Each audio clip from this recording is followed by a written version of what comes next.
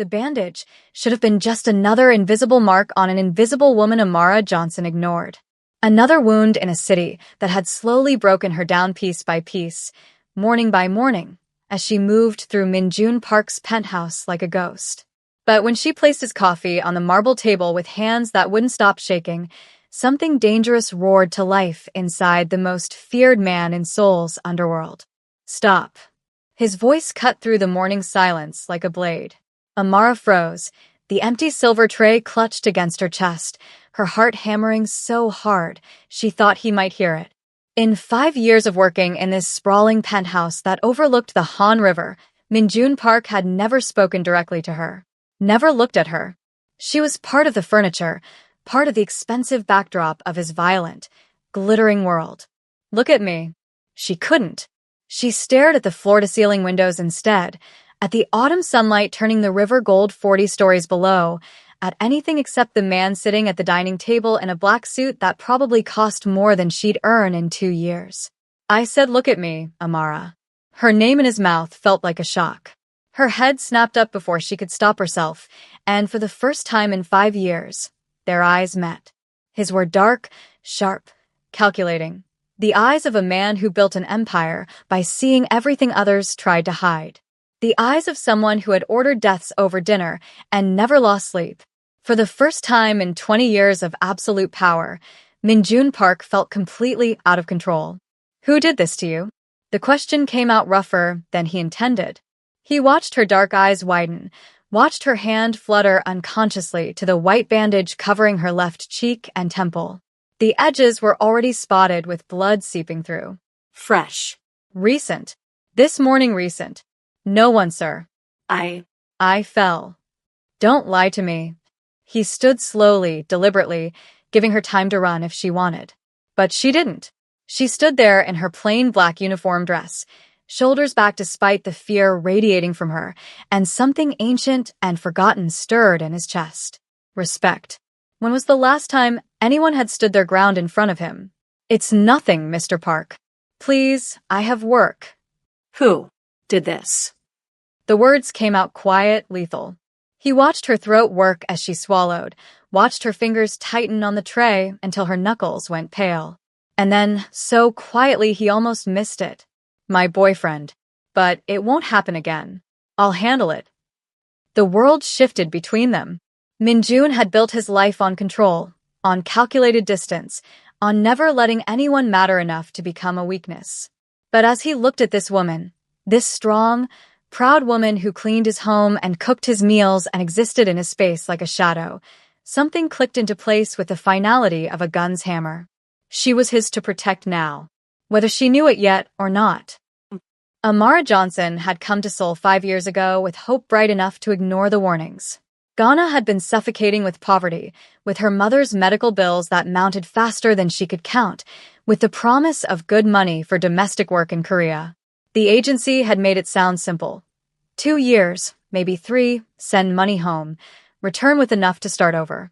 She'd been so naive. Now she was 32, trapped in a cycle of work visas tied to employers who knew exactly how desperate she was, sending everyone she could spare to Accra while living in a tiny room in Itaewon that cost $800 a month and still had mold in the corners. Her mother's diabetes wasn't getting better. The bills weren't getting smaller. And Juno, who she'd met 2 years ago and thought might be her way out, had turned out to be just another cage. The first time he hit her was 6 months ago. She'd been late meeting him because Mr. Park had unexpected guests and needed the penthouse perfect. Juno had been drinking, said she was disrespecting him, that foreign women needed to learn their place in Korea. The slap had shocked her more than hurt her. She should have left then. But leaving meant losing her work visa sponsor. Leaving meant explaining to a system that barely saw her as human why she needed help. Leaving meant admitting she'd failed at the one thing she came here to do, survive long enough to save her mother. So she'd stayed. And the hitting got worse. And this morning, when she'd told Juno she was too tired to meet him after working a double shift, he'd shown up at her apartment at dawn and put her head through the bathroom mirror. The bandage was the best she could do before her shift started at 6. The blood had mostly stopped. She could hide it. She'd gotten good at hiding things. What she hadn't counted on was Min-Jun Park actually seeing her. Min-Jun Park wasn't supposed to care about his maid's problems. He had an empire to run, nightclubs that laundered money, protection rackets that kept half of Gangnam in line, politicians in his pocket, and rivals who would kill him given half a chance. He'd built all of it from nothing after his father died in prison, after his mother drank herself to death from shame, after the world showed him that power was the only thing that mattered. For 20 years, he'd been untouchable, cold. The Dragon of Soul, they called him, because his rage burned everything it touched, and his mercy was a myth. He didn't have time for compassion. But standing in his dining room, looking at Amara's proud, terrified face, at the blood seeping through inadequate bandages, at the way she held herself together through sheer force of will, he remembered something he thought he'd killed long ago.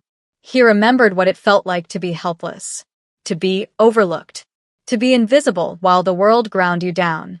"What's his name?" Min-Jun asked quietly. "Mr. Park, please." "His name, Amara." She looked at him then, really looked at him, and he saw the moment she understood. This wasn't curiosity. This wasn't even kindness. This was something far more dangerous. This was a man who had decided she mattered. "Kong Juno," she whispered. "But he works for someone. He said his boss knows people. If I cause problems." "Who does he work for?" "I don't know. He never said exactly. But he has money, drives a nice car, has a tattoo of a snake on his wrist." Min-Jun's jaw tightened. He knew that tattoo, knew exactly which organization marked their foot soldiers like that. The Jade Snakes ran most of the drug trade in Itaewon and had been pushing into his territory for months.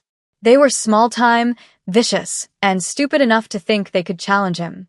And one of their thugs had put his hands on his maid. "You're not going back to him," Min-Jun said flatly. "I have to.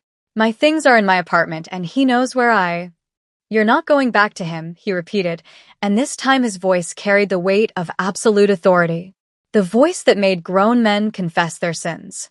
"You work for me now. You live under my protection. That means no one touches you. Ever. Do you understand?" Amara stared at him like he'd spoken a foreign language. "Mr. Park, I can't just—" "You can. You will." He pulled out his phone, pressed a number. "Jean Ho, I need you at the penthouse. Now." Bring the car and 2 men." He hung up, turned back to Amara. "My driver will take you to your apartment. My men will collect your belongings. You'll stay in the guest suite here until I can arrange something more permanent. I can't afford. You're not paying for it. Consider it part of your employment benefits. Mr. Park. And take that off." He gestured to the bandage with barely controlled fury. "I'm calling my personal doctor. He'll be here in 20 minutes to examine you properly." "I'm fine, really."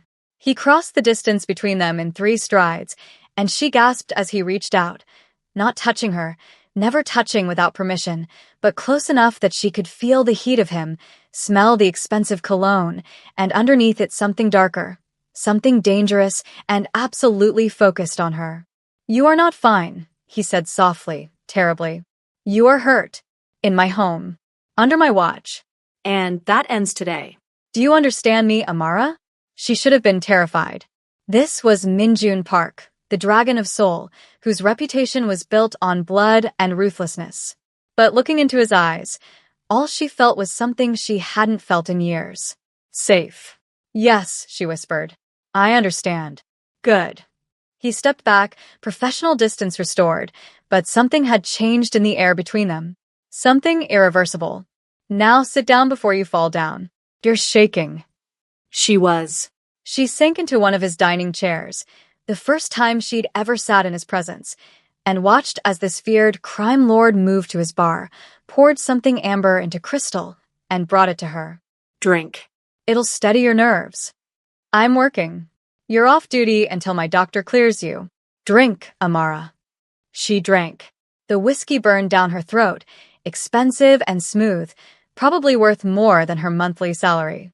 When she looked up, Min-Jun was watching her with an intensity that should have frightened her, but instead made her feel seen for the first time since she'd arrived in this country. "Thank you," she managed. "Don't thank me yet." His smile was cold, dangerous, promising violence to someone who wasn't her. I haven't even started.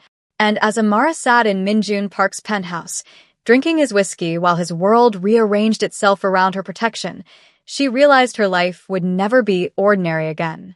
For better or worse, she belonged to the dragon now. Dr. Huang arrived exactly 20 minutes later, a thin man in his 60s with steady hands and the discretion that came from treating Minjun's organization for 2 decades. He examined Amara's face in Minjun's study while the crime lord stood by the window, ostensibly looking at his phone but watching every movement in the reflection. 5 stitches, Dr. Huang announced, snapping off his gloves. The cut is clean but deep. She was lucky it missed her eye by 2 centimeters. I've cleaned and rebandaged it properly. The bruising will get worse before it gets better. He paused, his voice carefully neutral. This wasn't an accident. I know, Minjun said quietly. She'll need the stitches removed in a week. I've given her antibiotics and pain medication. Strong ones. She should rest for at least 2 days. She will. After Dr. Huang left, Minjun turned to find Amara standing uncertainly by the desk, looking small and exhausted in the expensive room filled with art that cost more than most people earned in a lifetime. The new bandage was professional, clean, but somehow made the violence done to her even more stark. Jin Ho texted, Minjun said, keeping his voice even though rage simmered just beneath his skin. Your belongings are being collected now. He said your boyfriend showed up while they were packing. Amara's face went pale. Is he? He's alive. Jin Ho can be very persuasive about encouraging people to leave quietly. Minjun set his phone down. But he knows you're under my protection now. He won't come near you again. You don't understand. Juno, he doesn't back down. He'll do nothing. The words came out with absolute finality. Because if he's stupid enough to try, he won't live long enough to regret it. The casual way Minjun said it, like he was discussing the weather rather than someone's death, should have horrified her. Instead, Amara felt something tight in her chest loosen slightly.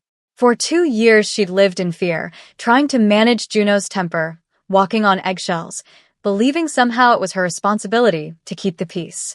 And here was this dangerous man telling her simply, you don't have to be afraid anymore.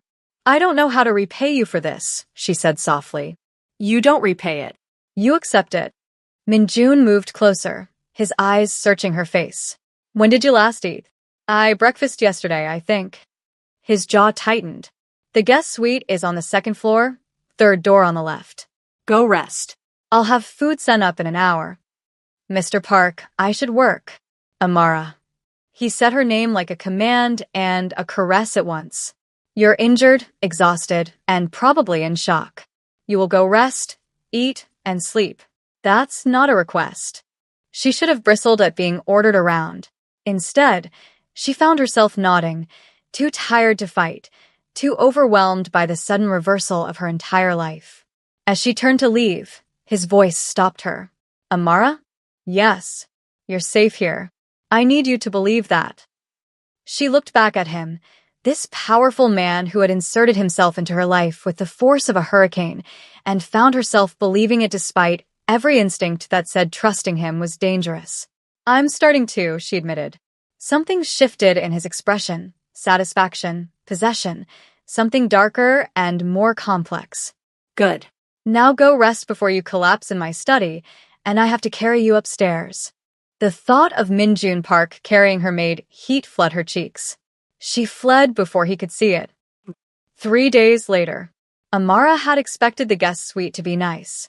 What she found was a space larger than her entire apartment had been, decorated in soft creams and grays with a view of the Han River that took her breath away. The bed was enormous. The bathroom had a soaking tub that could fit 3 people, and the closet held clothes in her exact size that she definitely hadn't owned before. She'd spent the first day sleeping, the pain medication pulling her under into dreamless darkness. The second day, she'd woken to find breakfast on a tray outside her door. Not the simple rice and soup she'd expected, but fresh fruit, yogurt, pastries from an expensive bakery, and coffee made exactly how she liked it. She didn't remember ever telling anyone how she took her coffee. By the 3rd day, The guilt of not working had her emerging from the suite at dawn, determined to at least make herself useful. She found Minjun already awake in the kitchen, of all places, attempting to make coffee and clearly failing based on his expression of intense concentration. "You're supposed to be resting," he said without turning around. "How did you know I was here? I always know what's happening in my home." He glanced over his shoulder, and his eyes did a quick assessment that made her aware she was wearing one of the silk pajama sets that had appeared in the closet. "How's your face?" "Better. The pain medication helps." She moved closer despite herself. "Are you trying to make coffee?" "I'm discovering I don't actually know how. My previous maid always had it ready." "Your previous maid?" "I fired her. She's been stealing from me for 6 months." He said it casually, but Amara heard what he didn't say. He'd known all along and done nothing until he needed an excuse to rearrange his household staff around her. "I can make it," she offered. "You're injured." "My hands work fine." She reached for the coffee maker, and their fingers brushed. The contact sent electricity up her arm that had nothing to do with static. She pulled back quickly, but not before she saw his eyes darken slightly. "Show me how," he said quietly. "What?" "Show me how to make coffee. If you're going to insist on working when you should be resting, at least let me learn something useful." It was so absurd, this feared crime lord wanting a coffee lesson, that she almost laughed. Instead, she found herself walking him through the steps, hyper-aware of him standing close behind her, watching over her shoulder as she measured grounds and poured water. "You're very patient," he observed. "You're very determined to learn something you could have any number of people do for you."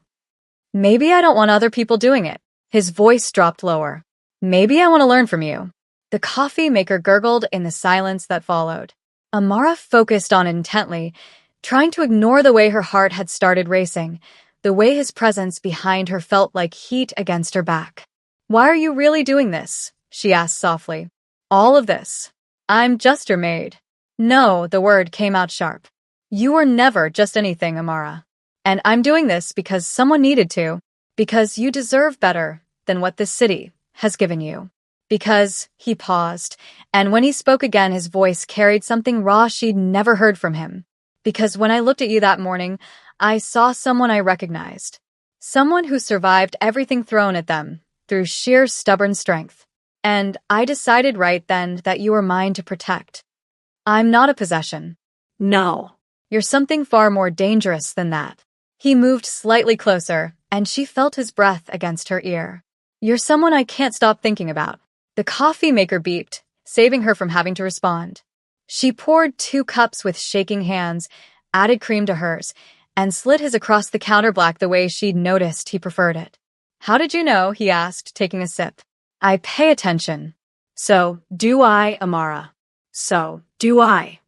They drank their coffee in charged silence as dawn broke over Seoul outside the windows, the city waking up below them, and Amara felt the careful distance she'd been trying to maintain begin to crumble.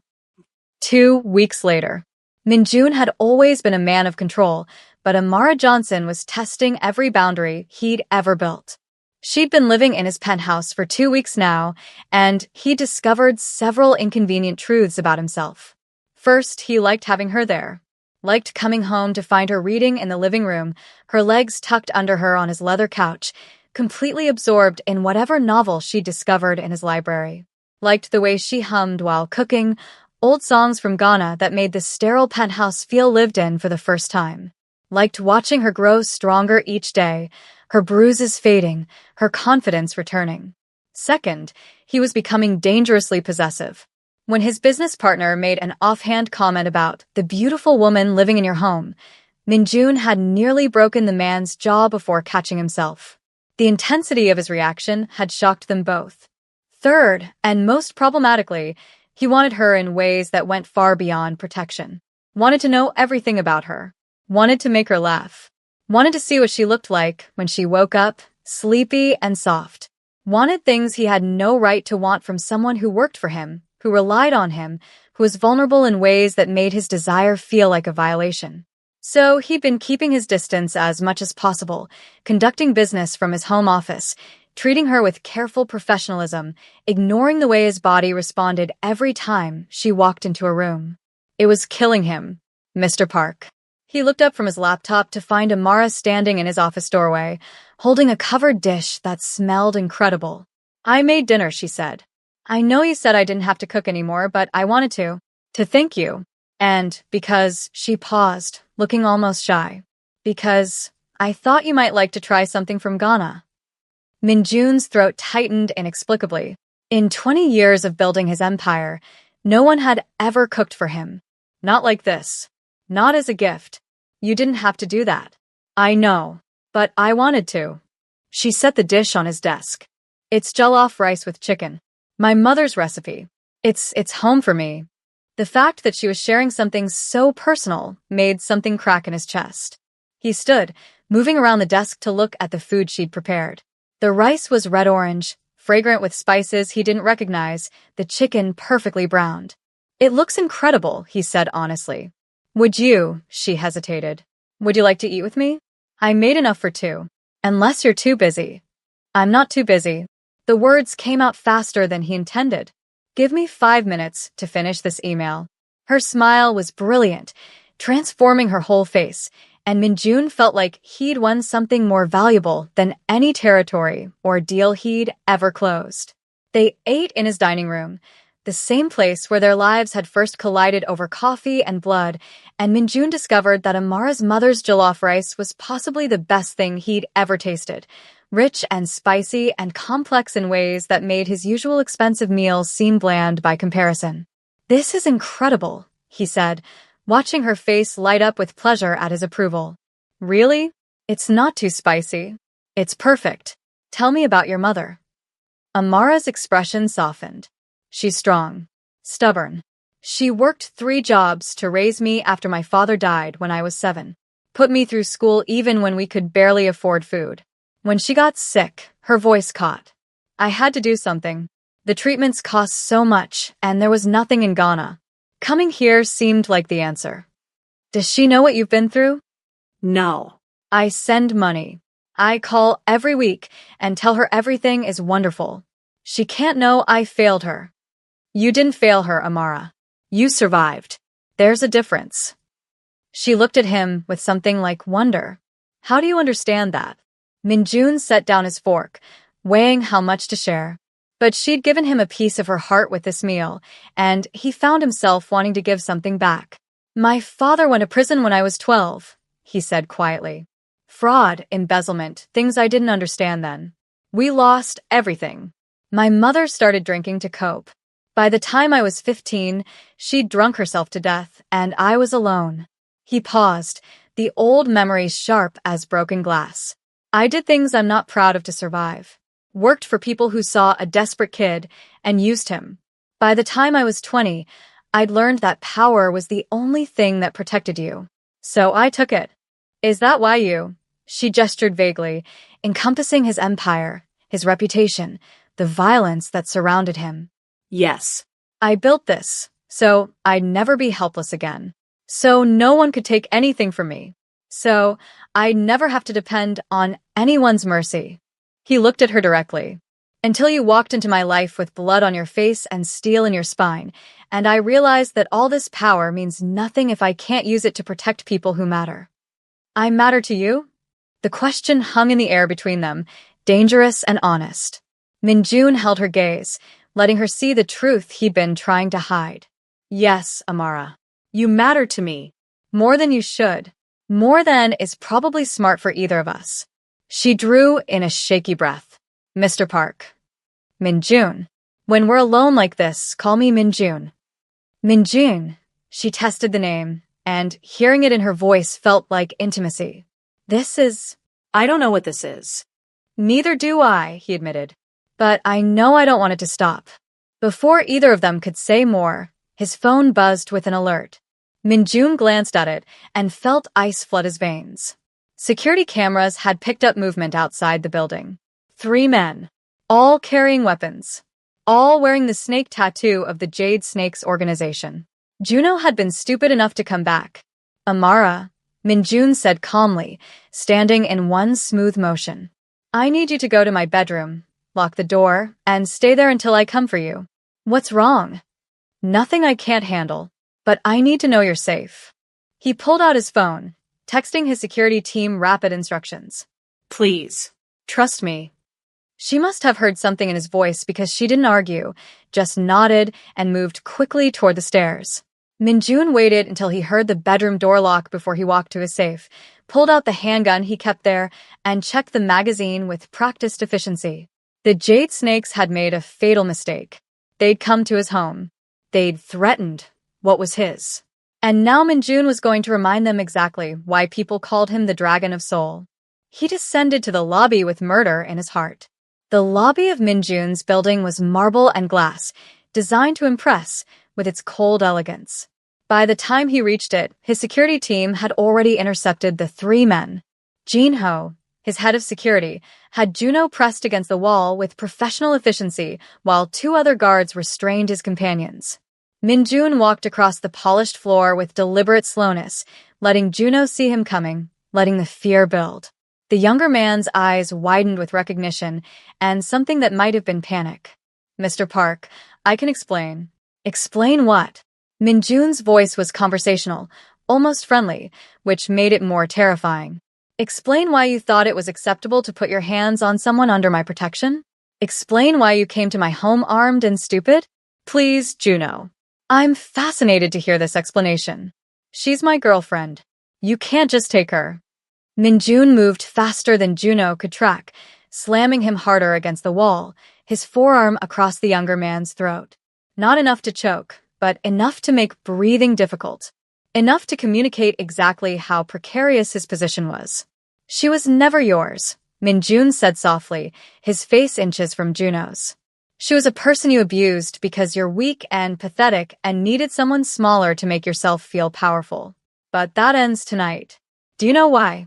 Juno wheezed something that might have been a response. Because she belongs to me now. Not as property. As someone under my absolute protection. And I protect what's mine, Juno. I protect it with everything I have. Minjun leaned closer, his voice dropping to a whisper that somehow carried more menace than shouting ever could. So here's what's going to happen. You're going to leave Seoul. Tonight. Jinho will escort you to collect whatever you can carry, and then you'll get on a train to Busan or anywhere else that isn't here. If you ever come back, if you ever try to contact her, if I even hear that you've mentioned her name, I will kill you. Not quickly. Not cleanly. I will make it last days, and I will make sure you understand exactly what happens to men who hurt women I care about. Do we have an understanding? Juno nodded frantically, his face purple. I can't hear you. Yes. Yes, I understand. Minjun released him, stepping back and smoothing his suit jacket as if he hadn't just threatened a man's life. Good. Jinho, make sure he's on a train within the hour. If he gives you any trouble, feel free to be creative in your methods of persuasion. It would be my pleasure, sir, Jinho said with the hint of a smile. Wait. One of Juno's companions spoke up, trying to sound brave and failing. Our boss isn't going to like this. The Jade Snakes don't forget. Your boss. Minjun turned his attention to the man with the kind of focus that made seasoned criminals confess their sins. Your boss runs a mid-level drug operation that exists only because I've allowed it to. Tell him if he has a problem with how I handle discipline, he's welcome to discuss it with me personally. I'll even clear my schedule. He smiled, cold and sharp as a knife. I'm sure we'll have a very brief conversation. The man paled and said nothing else. Minjun watched as his security team escorted the three men out, Juno stumbling between his friends, and felt the familiar coldness of violence settle over him like a second skin. This was who he was. This was what his world required. And Amara had just witnessed a glimpse of it. He found her standing at the top of the stairs when he returned to the penthouse, her eyes wide, one hand pressed to her mouth. She'd heard everything. The building's acoustics carried sound, and he'd made no effort to keep his voice down. Are they gone? She asked quietly. Yes. Juno won't bother you again. What did you do to him? What was necessary? Minjun stopped at the bottom of the stairs, keeping distance between them, giving her space to process what she'd overheard. I told you I'd protect you, Amara. This is what that means in my world. She descended slowly, each step deliberate, until she stood one step above him, bringing them almost eye to eye. He expected fear, expected her to retreat back into the safety of distance. Instead, she reached out and touched his face with tentative fingers, as if confirming he was real. "You scared me," she said softly. "I know. I'm sorry you had to hear that. I'm not scared of you, Minjun. I'm scared because of how much I trusted that you'd handle it. How much she paused, searching for words. How much I've started to depend on you. That terrifies me." He caught her hand, holding it against his cheek, feeling the warmth of her palm against his skin. "Why does that terrify you?" "Because people I depend on leave. Or die. Or hurt me. Because nothing this good ever lasts for someone like me." "Someone like you?" He turned his head slightly, pressing his lips to her palm in a kiss that made her breath catch. "Someone strong enough to survive in a foreign country alone? Someone brave enough to stand up to me when I'm being an overbearing ass? Someone who makes my cold, empty home feel like it matters for the first time in 20 years. Minjun. I'm falling in love with you, Amara." The words came out raw, unplanned, more honest than anything he'd said in decades. "I've been falling since that first morning. Since you stood in my dining room bleeding and scared but refusing to break. I know it's too soon. I know the power dynamic is complicated. I know I'm dangerous and my world is violent, and you deserve better than what I can offer. But I'm falling in love with you anyway, and I needed you to know." The silence that followed felt eternal. Minjun watched emotions chase across her face. Shock, fear, something that might have been hope. When she finally spoke, her voice shook. "I don't know if I can be part of this world. The violence, the danger, I'm not asking you to decide tonight. I'm just telling you the truth. What you do with it is your choice. Always your choice, Samara. If you want to leave, I'll set you up somewhere safe with enough money to take care of your mother. If you want to stay but keep distance, I'll respect that.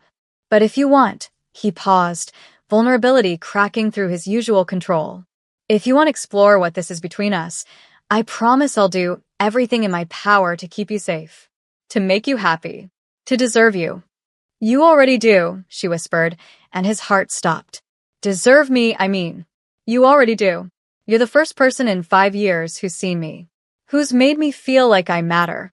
Like I'm not just surviving, but actually living." She took a shaking breath. "And I think I'm falling in love with you too, which is absolutely insane considering everything, but there it is."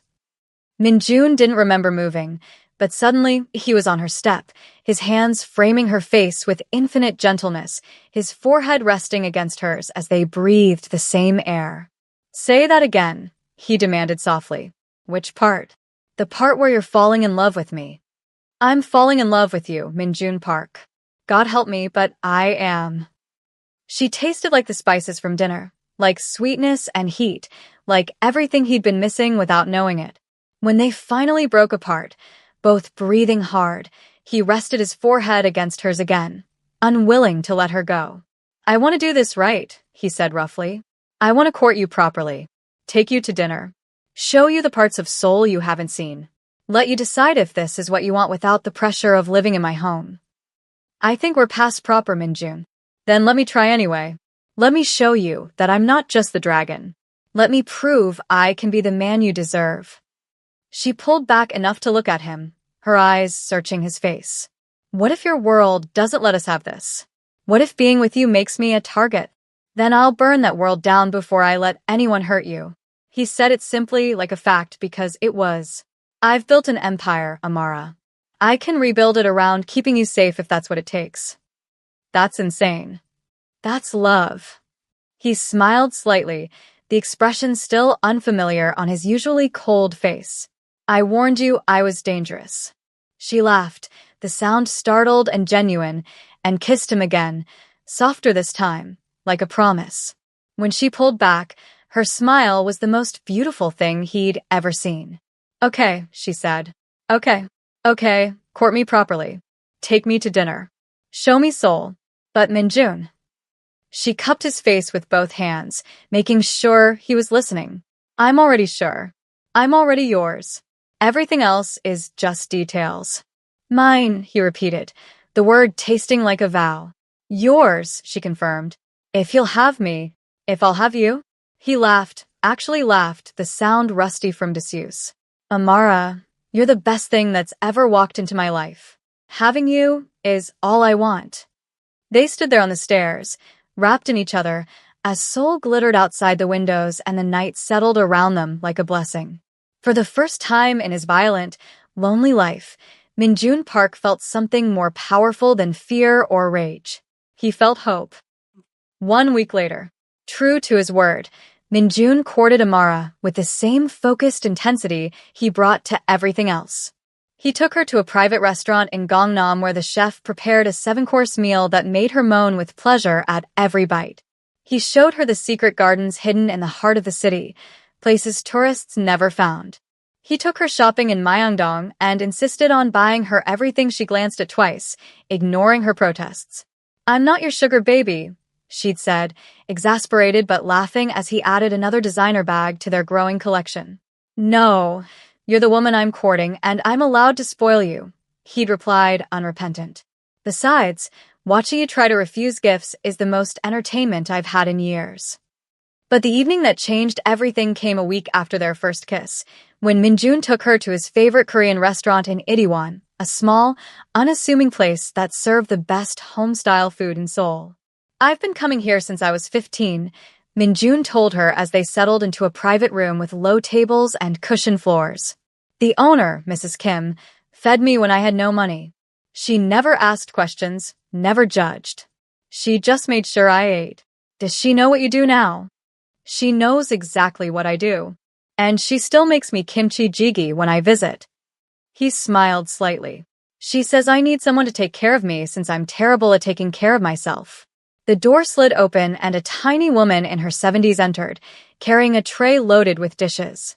Her face lit up when she saw Minjun, and she unleashed a torrent of Korean that made him laugh and respond in the same language.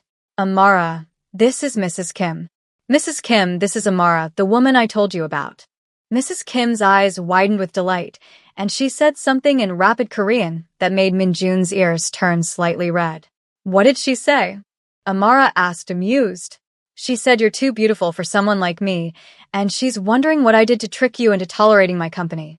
Mrs. Kim nodded enthusiastically, then began arranging dishes on the table, explaining each one in broken English mixed with Korean that Minjun translated. There was bulgogi, thin slices of marinated beef that glistened with sauce. Japchae, glass noodles with vegetables. Fresh kimchi that made Amara's eyes water just from the smell. Bibimbap in hot stone bowls that sizzled. "This is too much," Amara protested. Mrs. Kim doesn't understand the concept of too much when it comes to feeding people she cares about, Minjun said warmly. "Just accept it, and prepare to be stuffed beyond capacity." They ate, and Minjun taught her the proper way to eat bibimbap, mixing everything together until the rice at the bottom got crispy from the hot stone. He showed her how to wrap bulgogi in lettuce leaves with garlic and samjang sauce. He taught her to say delicious in Korean, mashisoyo, and laughed when she mispronounced it 3 times before getting it right. "You're patient with me," she observed, watching him carefully prepare a perfect bite and offer it to her with his chopsticks. "You're worth being patient for." He fed her the bite, his eyes dark and warm as he watched her chew. "Besides, I like teaching you. I like being the one to show you things." "Control freak," she teased. "Completely. But you knew that already." They were laughing over her attempts to pick up a piece of slippery japchae with chopsticks when the door slid open without warning. Minjun's entire body went tense, his hand moving instinctively toward his waist where Amara now knew he always carried a gun. But it wasn't an enemy. It was Jin-ho, and his expression was grim. "Sir, we have a situation." Minjun's face went cold, the warmth draining out of it like water. "How urgent?" "Very. The jade snakes hit one of our clubs in Hongdae. 3 of our people injured, 1 critical. They left a message." Jin-ho's eyes flicked to Amara. "About her." The temperature in the room dropped 10 degrees. Minjun stood with controlled precision, his voice deadly calm. "What kind of message?" "They said this is payment for humiliating Juno. They said next time they'll come for what you value most." Amara felt ice flood her veins. "Minjun." "Get her to the car," Minjun ordered Jin-ho. "Full security detail." Take her to the safe house in Gangnam. No one gets in or out without my authorization. I'm not leaving you, Amara said, standing. Yes, you are. He turned to her, and his face was the dragon now, cold and merciless. This is my world, Amara. This is what happens when you're with me. People use you to get to me. And I will not risk your life, because I was selfish enough to pull you into this. So, what? You're just going to lock me away while you go to war? If that's what keeps you alive, yes. He cupped her face, and his hands were shaking slightly despite the ice in his voice. I need to handle this. I need to remind the Jade Snakes why challenging me is fatal. And I need to do that knowing you're somewhere they can't touch you. Please, Amara. Please don't fight me on this. She saw the fear beneath his control, the terror that he was hiding behind cold command. This man who faced down enemies without flinching was afraid for her. For her. Okay, she said softly. But you come back to me. You hear me, Minjun Park? You come back. Always, he promised, kissing her hard and fast. Jin Ho, get her out of here. Now. The last thing Amara saw as Jin Ho escorted her out was Minjun standing in that small restaurant room, his phone already to his ear, making calls in rapid Korean that sounded like declarations of war. And she realized with dawning horror that loving Minjun meant living with the knowledge that every day might be the day he didn't come home. The safe house was a luxury apartment in a high-rise in Gangnam, anonymous and secure, with bulletproof windows and security systems that would make a bank jealous. Jinho stationed 4 guards outside and 2 inside, all armed, all loyal to Minjun without question. Amara paced the living room like a caged animal, her phone clutched at her hand, waiting for updates that weren't coming. It had been 6 hours since Jinho brought her here. 6 hours of silence except for the polite assurances from the guards that Mr. Park was fine. Everything was under control. She should rest. She couldn't rest. Couldn't eat. Couldn't do anything except replay that moment in the restaurant when Minjun's face had gone cold and imagine all the ways this night could end with him dead. Her phone finally rang at 2 in the morning, and she answered it before the first ring finished. Minjun. He's fine. Jinho's voice came through instead, calm and professional. The situation is contained. Mr. Park is conducting final negotiations now. He asked me to let you know he'll come to you when it's finished. What happened? Is anyone hurt? Our people will recover. The Jade Snakes. Jinho paused delicately. The Jade Snakes are no longer a concern. Their leadership has been persuaded to leave Seoul permanently. Amara knew what that careful language meant. Minjun had gone to war, and he'd won, and there was blood on his hands that would never completely wash off. The knowledge should have horrified her. Instead, all she felt was overwhelming relief that he was alive. When will he be here? Within the hour. He wanted to shower and change first. He didn't want you to see another delicate pause. He wanted to be presentable. He didn't want her to see the violence on him, Amara translated. Didn't want her to see what he'd done to protect her. As if she didn't already know, hadn't already accepted what loving him meant. Thank you, Jinho, for taking care of him, for bringing me here. It's my honor, Miss Johnson. He's a good man, for all his reputation. The best I've served. And you make him happy in ways I didn't think possible. That's worth protecting. After they hung up, Amara finally sank onto the couch, exhaustion crashing over her. She must have dozed off because the next thing she knew, gentle hands were lifting her, carrying her, and she opened her eyes to find Minjun holding her against his chest, his face drawn with fatigue, but whole, alive. Here. You're okay, she breathed, her hands immediately checking him over, searching for wounds. I'm fine. Not a scratch. He carried her to the bedroom, setting her on the bed with infinite care. I'm sorry I worried you. I was terrified, she admitted, pulling him down to sit beside her, needing to touch him, to confirm he was real. Jinho said it's handled, but he wouldn't tell me details. The details don't matter. What matters is they'll never threaten you again. No one will. He caught her hands, bringing them to his lips. I've made it known throughout Seoul that you're under my protection. That you're mine. Anyone who comes near you with ill intent signs their own death warrant. You can't protect me from everything, Minjun. Your world is dangerous by nature. Then I'll change my world. He said it with such conviction that she almost believed him. I've been thinking about this all night, between handling the situation. I have enough money, enough investments. I could step back from the active side of the business, transition to legitimate operations. It would take time, maybe a year or two, but I could do it. For you. For us. Amara stared at him, this powerful man who was offering to dismantle his entire empire because she was afraid. You do that? Give up everything you built. In a heartbeat. Don't you understand, Amara? You're not part of my life anymore. You are my life. Everything else is just details I can rearrange. He cupped her face, his thumbs stroking her cheeks. I love you. I love you so much it terrifies me because I've never loved anything before. Never let myself. But you walked into my world with your strength and your kindness and your impossible courage, and you made me want to be someone worthy of you. You already are worthy. I'm a criminal, Amara. I've done things that would horrify you. I've hurt people, killed people, built an empire on fear and blood.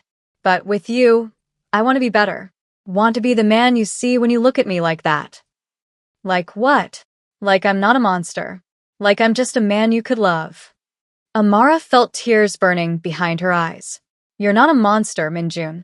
You're complicated and dangerous, and yes, you've done terrible things.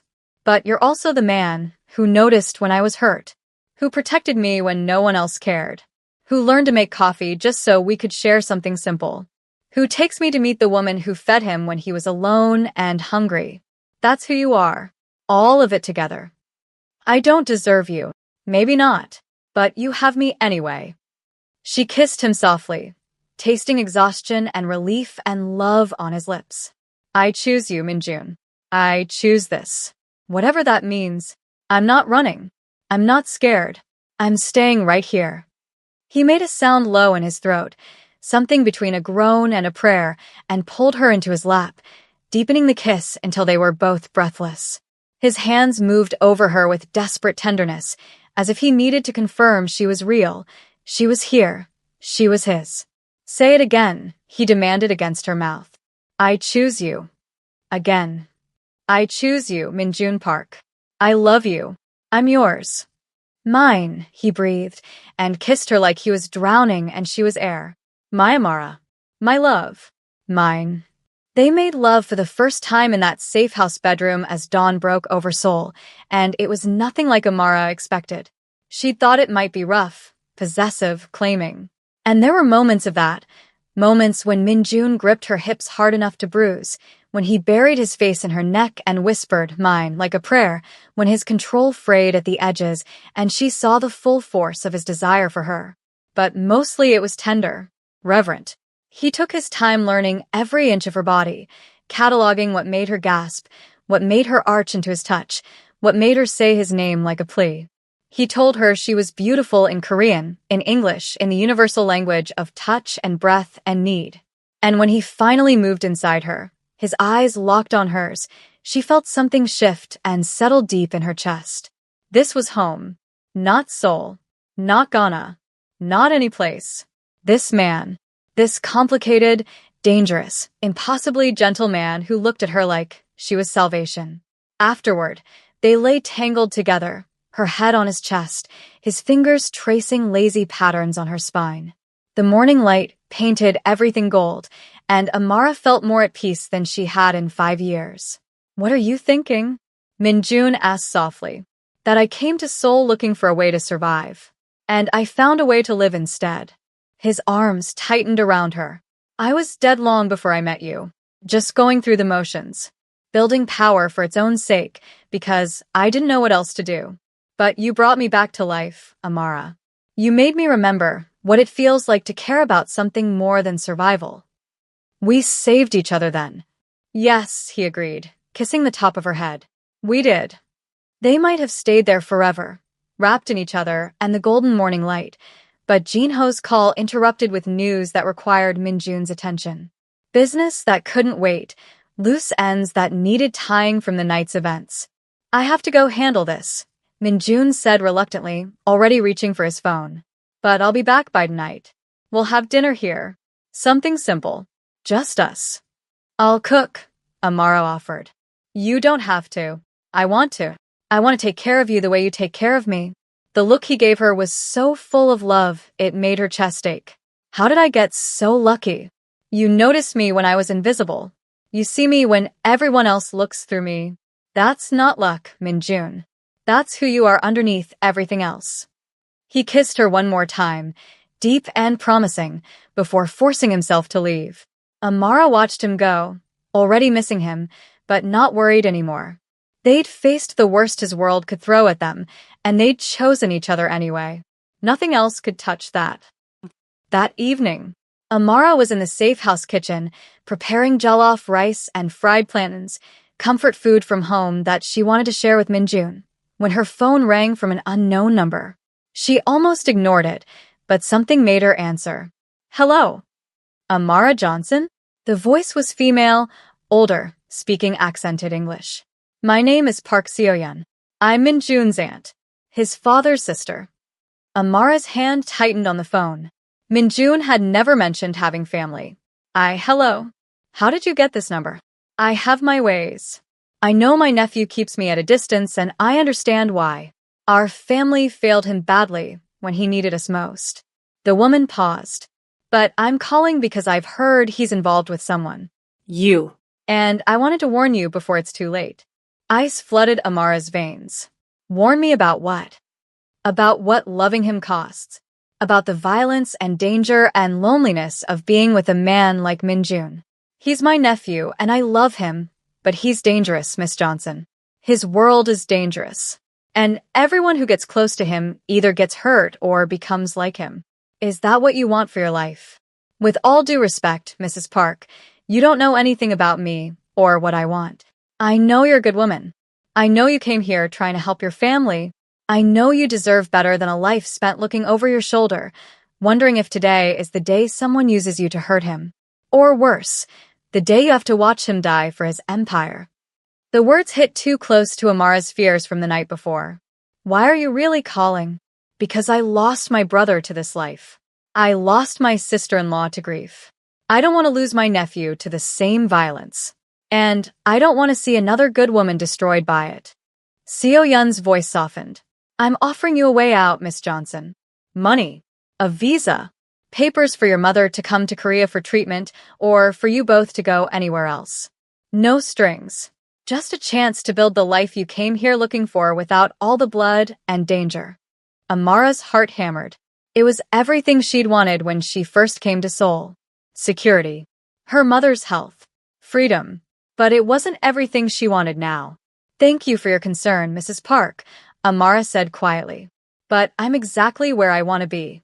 Minjun and I chose each other with our eyes open. I know the risks. I accept them. Because loving him isn't a trap or a mistake. It's the best thing that's ever happened to me. You say that now. I say that knowing I spent last night terrified he wouldn't come home. Knowing he went to war because someone threatened me. Knowing his world is dangerous and complicated and sometimes brutal. And I'm still here. I'm still choosing him. Every day. Every moment. That's not naivety, Mrs. Park. That's love. There was a long silence. Then, surprisingly, Seo Yun laughed softly. You're stronger than I gave you credit for. Minjun always did have good instincts about people, even if he trusted the wrong ones for too long. Does that mean you approve? It means I hope you survive what's coming. Because loving a Park man is never simple, and Minjun has more enemies than most. But if you're determined to stand beside him, another pause. Then welcome to the family, Amara Johnson. And good luck. You'll need it. The line went dead. Amara stood in the kitchen, her hands shaking slightly, and realized that call had been a test. Not just from Minjun's aunt, but from herself. A chance to walk away with everything she thought she wanted. And she'd chosen Minjun without hesitation. That meant something. Meant she was all in now for better or worse. When Minjun arrived an hour later, she told him about the call. His expression went dark with fury. She had no right. She was protecting you. In her way. Amara pulled him close, feeling him gradually relax against her. And I told her I'm not going anywhere. that I choose you, that I love you. Even after last night? After seeing what my world demands. Especially after last night. Because you came back to me. Because you're here. Because we survived it together. She kissed him softly. I'm not fragile, Minjun. I'm not going to break. I came to this country alone and survived 5 years of hardship. I can survive loving you. You shouldn't have to just survive it. You should get to enjoy it. Be happy. Then make me happy. Take me on dates. Teach me more Korean. Introduce me to your world beyond the violence. Show me all the parts of yourself you keep hidden. She smiled. And let me love all of it. The dragon and the man underneath. Minjun pulled her tight against him, his face buried in her hair. I love you, Amara Johnson. So much it terrifies me. Good. Be terrified with me. And then let's build something beautiful anyway.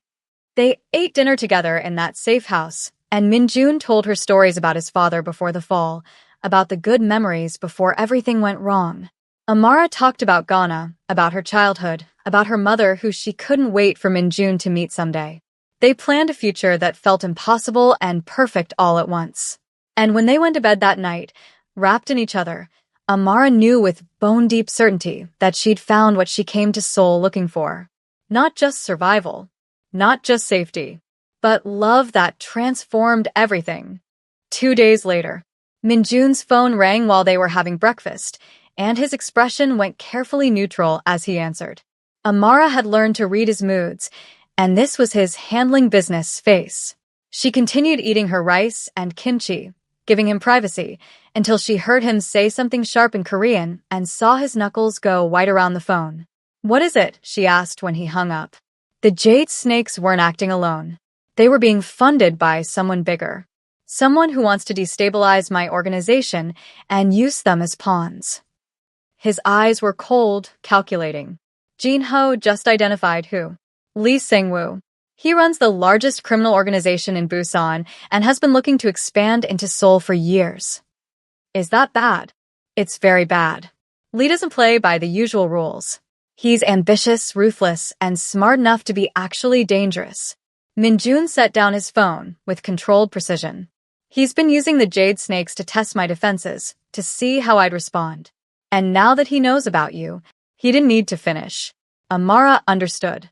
She'd become Minjun's visible weakness. His vulnerability that could be exploited. What do? We end this before it escalates. I'm meeting with Lee tomorrow in neutral territory. Jin Ho is arranging security. It'll be a negotiation first, but Minjun's jaw tightened. If negotiation fails, it becomes something else. I'm coming with you. Absolutely not. Minjun. Amara, no. This is dangerous even for me. I'm not bringing you into Lee's crosshairs. I'm already in them, she pointed out. He already knows about me. Hiding me doesn't change that. But showing up together, showing him I'm not some helpless victim he can use against you, that might actually help. Or it makes you a bigger target. I trust you to protect me. Don't you trust me to be strong enough to handle this? That stopped him. He stared at her, conflict warring across his features.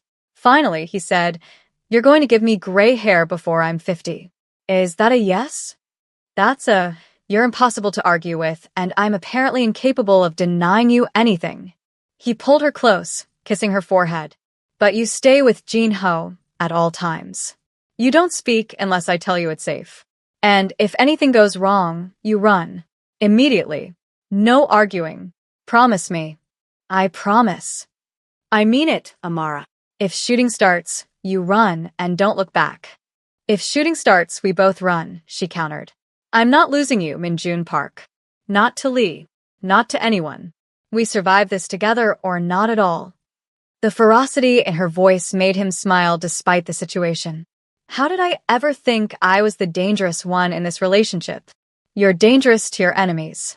I'm dangerous to your heart. She kissed him softly. Now tell me everything I need to know about Lee Sang-woo, so I'm prepared tomorrow. They spent the rest of the day planning, strategizing, preparing for every possibility. And when Amara finally fell asleep that night in Minjun's arms, she dreamed not of danger, but of victory, of survival. of the future they'd build together on the other side of this final confrontation. Because she'd meant what she told Minjun's aunt. She was all in now. And nothing, not Lee, not danger, not the entire criminal underworld of Seoul, was going to take this love away from her. The meeting was set for a warehouse in Yongsan, neutral territory that belonged to neither Minjun nor Lee Sangwoo. It was the kind of place where Seoul's criminal elite resolved their differences, one way or another. The building was old, cavernous, with rusted metal beams and concrete floors that had seen decades of transactions both legal and otherwise. Minjun arrived with Amara at his side, Jin-ho, and 6 armed guards forming a protective perimeter around them. Across the warehouse floor, Lee Sang-woo waited with his own contingent, a man in his 50s with silver hair and the kind of expensive suit that spoke of old money and older violence. The famous Dragon of Seoul, Lee said in Korean, his voice carrying across the empty space. And you brought your woman. How sentimental.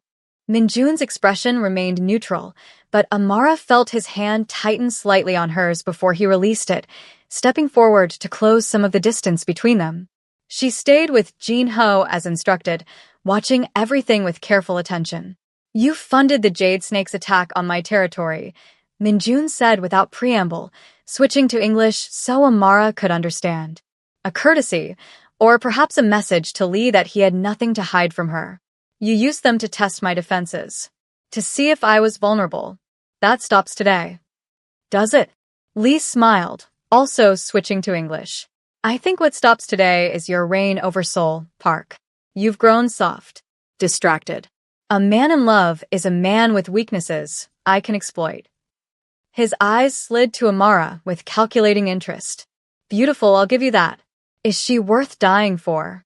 She's worth killing for, Minjun replied, his voice dropping to that deadly, quiet register Amara had learned meant he was most dangerous. Which is what will happen if you continue this path. I didn't come here to negotiate territory, Lee. I came here to offer you one chance to walk away with your life and your organization intact. You're offering me mercy? Lee laughed, genuinely amused. You're more arrogant than I thought. I'm offering you reality. You can't take Seoul. You don't have the connections, the political backing, or the manpower to displace me. What you have is ambition that's going to get you killed if you're not careful. Minjun's posture remained relaxed, but Amara could see the coiled tension in his shoulders. I'm willing to discuss a partnership. Limited expansion into Seoul's southern districts in exchange for cooperation on the Busan ports. Both our organizations profit. No bloodshed. No war. Lee considered this, his expression unreadable. Then he shook his head slowly. You mistake me for someone who wants to share, Park. I want what you have. All of it. And I think your weakness for that woman makes now the perfect time to take it. The temperature in the warehouse dropped. Amara saw Jin-ho's hand move toward his gun, saw Minjun's guards shift positions subtly. But Minjun himself remained still, his voice even colder than before. Then you've made your choice. And I've made mine. He pulled out his phone, pressed a single button, and suddenly the warehouse was flooded with light as the doors rolled open on all sides. Dozens of men poured in, all wearing Minjun's colors, all armed, all moving with military precision to surround Lee's smaller force. Police officers appeared among them, including several high-ranking officials Amara recognized from news broadcasts. Lee's face went pale as he realized he'd been outmaneuvered. You see, Lee, the difference between us isn't that I've gone soft, Minjun said conversationally, walking forward with absolute confidence. It's that I've evolved. I have legitimate business interests now. Political connections. Law enforcement in my pocket. You're still playing the old game with old rules. I've changed the board entirely. You can't. I already have. Chief Inspector Kwan, please read Mr. Lee his charges. One of the police officers stepped forward, producing a warrant. Lee Sang-woo, you're under arrest for drug trafficking, money laundering, conspiracy to commit murder, and about 15 other charges we've been building for the past 6 months. Thanks to Mr. Park's cooperation with our organized crime unit. The irony wasn't lost on anyone. Minjun had used the law itself as a weapon, flipping his own criminal empire toward legitimacy while using his knowledge to take down a rival. It was brilliant, ruthless, and exactly the kind of move that made him the Dragon of Soul. Lee's men had no choice but to surrender. Fighting the police would be suicide, and their boss was already being handcuffed, his empire crumbling around him in the span of 5 minutes. As the police led Lee away, he turned back to Min-jun with something like respect mixed with his fury. "You really have changed, Park. I didn't think you had it in you." "I didn't either," Min-jun admitted. "But then I found something worth changing for." His eyes found Amara across the warehouse, and the look he gave her was so full of love and triumph that she felt tears burning behind her eyes. He'd done it. He'd protected her, protected them, without having to destroy himself in the process. He'd found a third way between the violence of his past and the vulnerability of love. When the police finally cleared out, taking Lee and his men with them, Min-jun crossed the warehouse floor to Amara in long strides and pulled her into his arms, lifting her off her feet as he kissed her with fierce relief. "It's over," he murmured against her lips. "It's finally over. Lee's organization will collapse without him. The other families will fall in line rather than risk the same treatment. We're safe, Amara. You're safe." "We're safe," she corrected, cupping his face in her hands. Together. "Like I told you we would be." "Together," he agreed, and kissed her again as his men discreetly gave them privacy, Jin-ho directing the cleanup with efficient calm. That night, back in Min-jun's penthouse with the city glittering below them, they celebrated their victory in the most intimate way possible. Min-jun made love to Amara with a joy and freedom she'd never felt from him before, as if some final wall had crumbled between them. And afterward, wrapped in silk sheets with her head on his chest, he told her his plans. "I'm stepping back from active operations," he said, his fingers trailing through her hair. "Transitioning everything to legitimate businesses over the next year. Jin-ho will handle the day-to-day of what's left of the criminal side until it's phased out completely. I'm done with that life, Amara. I want to build something new." With you. "What kind of something? I don't know yet. Maybe real estate development. Maybe venture capital. Maybe something neither of us has thought of yet." He tilted her face up to look at him. "But whatever it is, I want you beside me. Not as my employee. Not as someone I'm protecting. As my partner. My equal. My wife, if you'll have me." Amara's breath caught. "Are you proposing?" "Not yet. I want to do it properly. After I meet your mother.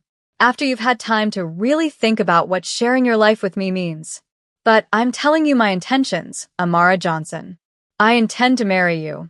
To build a life with you. To give you everything you came to Seoul looking for and more besides." "I came to Seoul looking for survival," she whispered. "And I found you instead. Found love. Found home. Found myself again." "Then say you'll stay. Say you'll build this new life with me. Say you're mine forever, not just for now." "I'm yours forever," she promised, sealing it with a kiss. "Always and completely yours, Min-jun Park." "Mine," he breathed, the word of vow and a prayer. "My Amara.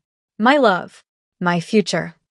They made love again as dawn approached, and this time it was slow and sweet and full of promises about all the tomorrows they'd have together.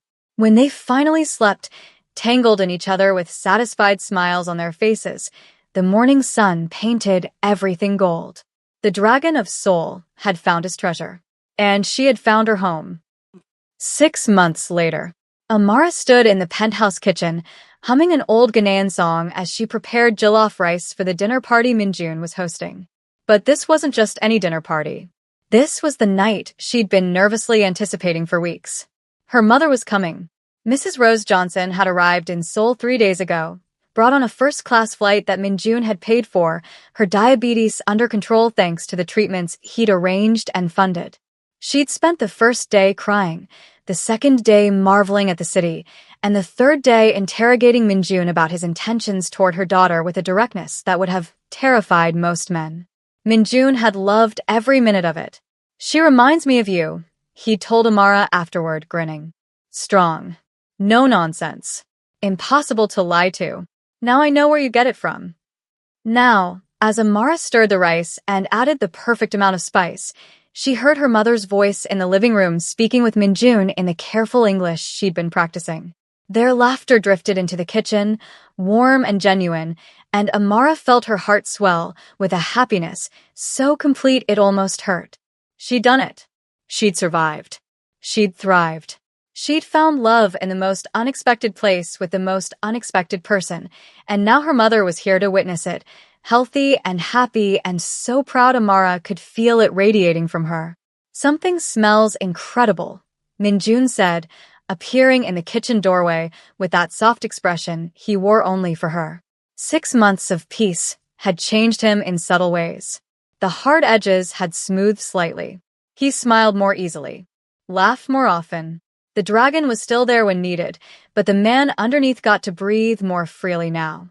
Jollof rice, fried plantains, chicken stew, all my mother's recipes. Amara turned to face him, wiping her hands on a towel. "Is she okay out there?" "She's perfect. Currently examining my art collection and asking pointed questions about whether I paid fair wages to the artists." His eyes danced with amusement. "I like her very much. She likes you too. She told me this morning that you're a good man with a good heart who treats my daughter like a queen." That's high praise from Rose Johnson. I intend to keep earning it. He moved closer, pulling her into his arms despite the cooking smells clinging to her. "Are you happy, Amara?" Deliriously. Impossibly. Perfectly happy. She kissed him softly. 6 months ago, I was terrified and alone, and convinced I'd made terrible choices. Now my mother is here, healthy and safe. I'm living in this beautiful home with the man I love. I'm taking Korean language classes at the university. I'm building a life I never dreamed I could have. You deserve all of it, every bit of happiness and more. So, do you?" She touched his face tenderly. "You've changed so much, Minjun. Letting go of the violence. Building something legitimate. You're becoming the man you always were underneath, and it's beautiful to watch." "I'm becoming the man you make me want to be," he corrected. "You saved me, Amara. From myself. From a life that would have eventually destroyed me. We saved each other. That's what love does." They were interrupted by Rose's voice calling from the living room. "Amara, darling, are you going to hide in that kitchen all evening? Come talk to your mother." Laughing, they returned to the living room hand in hand. The dinner party was small and intimate. Just Rose, Jin-ho and his wife, Dr. Huang, and Mrs. Kim from the restaurant who had insisted on bringing enough kimchi to feed an army despite being a guest. They ate Amara's Ghanaian feast alongside Mrs. Kim's Korean dishes, the cultures blending on the table the way Minjun and Amara's lives had blended together. Stories were shared in a mixture of languages. Laughter filled the penthouse that had once been so cold and empty. And watching Minjun help her mother to more food, listening to him tell stories that made Rose laugh until she cried, Amara felt the last piece of her heart settle into place. This was home. Not Ghana. Not Seoul. This collection of people from different worlds who'd come together because of love. After dinner, while the others were having coffee in the living room, Minjun pulled Amara out onto the balcony. The city spread below them, millions of lights in the darkness, and the Han River reflected the moon like a silver ribbon. "I have something for you," he said, pulling a small velvet box from his pocket. Amara's heart stopped. "Minjun, I know I said I'd wait, but having your mother here, seeing you so happy, knowing this is real and forever." He opened the box to reveal a ring that took her breath away. A diamond that caught the city lights and threw them back in rainbow colors, set in platinum with delicate Korean-inspired designs along the band. "I can't wait anymore, Amara. I want to make you my wife. I want to build our future officially, completely, with no reservations. Will you marry me?" "Yes," she breathed, tears streaming down her face. "Yes, yes, 1,000 times yes." He slid the ring on her finger with shaking hands, and then he was kissing her, and she was kissing him back, and through the balcony door she heard her mother's delighted cry and the others' cheers. When they finally broke apart, Minjun rested his forehead against hers, both of them grinning like fools. "You're mine now," he said softly. "Officially. Forever." "I was always yours," she replied. "From that first morning when you saw me, when you chose to care, when you changed both our lives with simple kindness." Not simple. Never simple with you. He kissed her again, softer this time. But always worth it. Always, always worth it. They returned to the party to celebrate their engagement, and the night stretched on with joy and laughter and love. When everyone finally left and Rose retired to her guest room, Minjun and Amara stood on that balcony again, wrapped in each other, looking at the city that had brought them together. I love you, Amara whispered, more than I have words for. I love you too, my Amara, my treasure, my home. Always yours, she promised. Always mine, he agreed. And souls sparkled below them, full of possibility and promise, a city that had once felt like a prison but now felt like the perfect backdrop for their love story. A forbidden love that had conquered every obstacle. A power dynamic that had transformed into partnership. A dragon who had found his heart. A woman who had found her strength. Together, they'd survived. Together, they'd thrived. Together, they'd built something beautiful from the ashes of their separate pain. And together, they'd live happily ever after. 3 years later, the morning sun streamed through the windows of the house in Hanamdong, a place that was somehow both grander and warmer than the penthouse had been. Amara woke slowly, luxuriously, to the smell of coffee brewing and something delicious cooking. She smiled before even opening her eyes. Minjun was cooking breakfast again. He'd gotten surprisingly good at it over the years, though he still occasionally called her for advice on temperatures and timing. She stretched in their bed, the sheets silk against her skin, and caught sight of her reflection in the mirror across the room.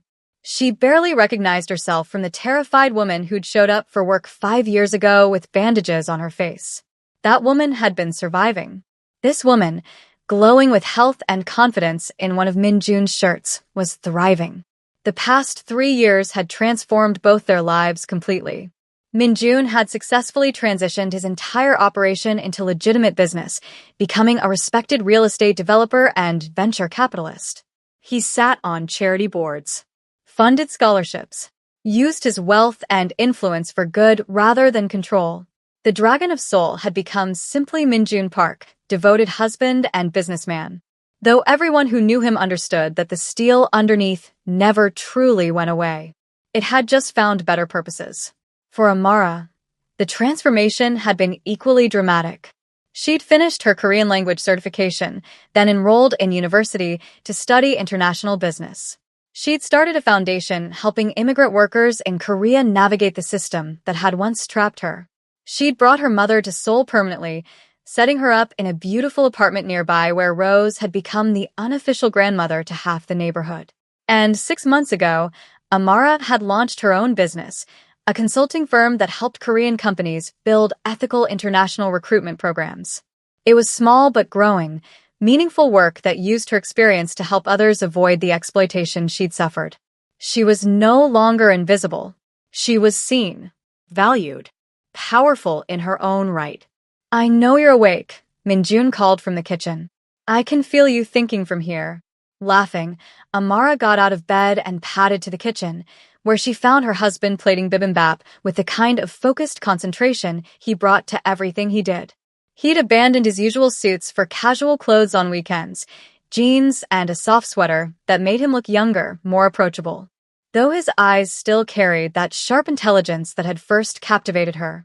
You're making bibimbap for breakfast? She asked, sliding her arms around his waist from behind. Your mother is coming for lunch. I wanted to practice before I embarrass myself trying to impress her again.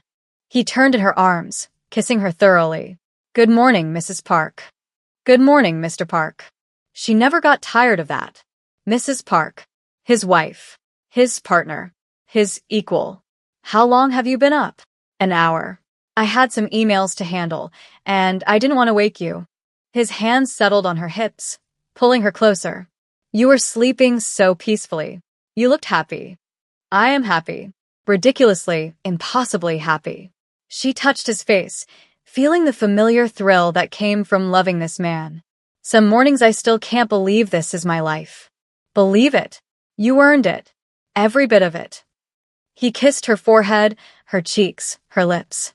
You transformed yourself, built a career, made a difference. And you did it all while putting up with me. Putting up with you is the easiest part, she teased. You're disgustingly devoted and surprisingly easy to live with. Surprisingly? I thought the dragon would be more demanding, more difficult. But you're just you, Min-jun. The man who brings me coffee in bed and cooks me breakfast and holds me when I have nightmares about the past. Those nightmares are getting rarer, he observed, concern flickering in his eyes. He always noticed, always cared, because I'm healing, because we built something safe together, because I trust you completely. She pulled him toward the table. Now feed me this bibimbap before it gets cold and you have to start over. They ate breakfast together as they did every morning, talking about their plans for the day, about the Foundation's upcoming gala, about her mother's insistence that they needed to give her grandchildren soon. Normal domestic conversation between two people who loved each other. It was perfect. After breakfast, while Min-jun cleaned up, he'd instituted a whoever doesn't cook does the dishes rule that Amara found endlessly amusing given his past. She stood on their balcony looking at Seoul in the morning light. 5 years ago, she'd arrived in this city desperate and alone. She'd been used, abused, overlooked, treated as less than human by a system that saw her only as cheap labor. She'd nearly broken under the weight of it all. But she hadn't broken. She'd survived. And in surviving, she'd found Min-jun, found love, found herself. What are you thinking about? Min-jun asked, joining her on the balcony with fresh coffee for them both. About how far we've come. About that morning when you first really saw me.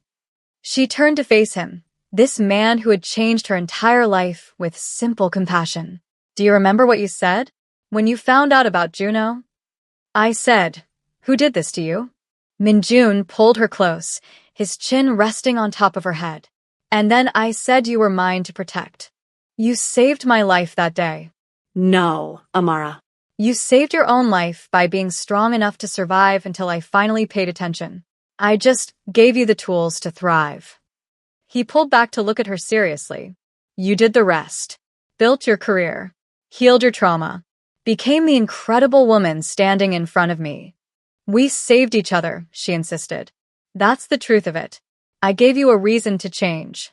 You gave me the safety to grow. We're better together than we ever were apart.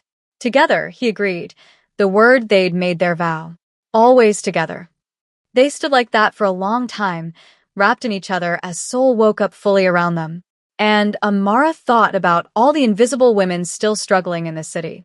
All the people who needed someone to see them, to care, to offer a hand up rather than exploitation.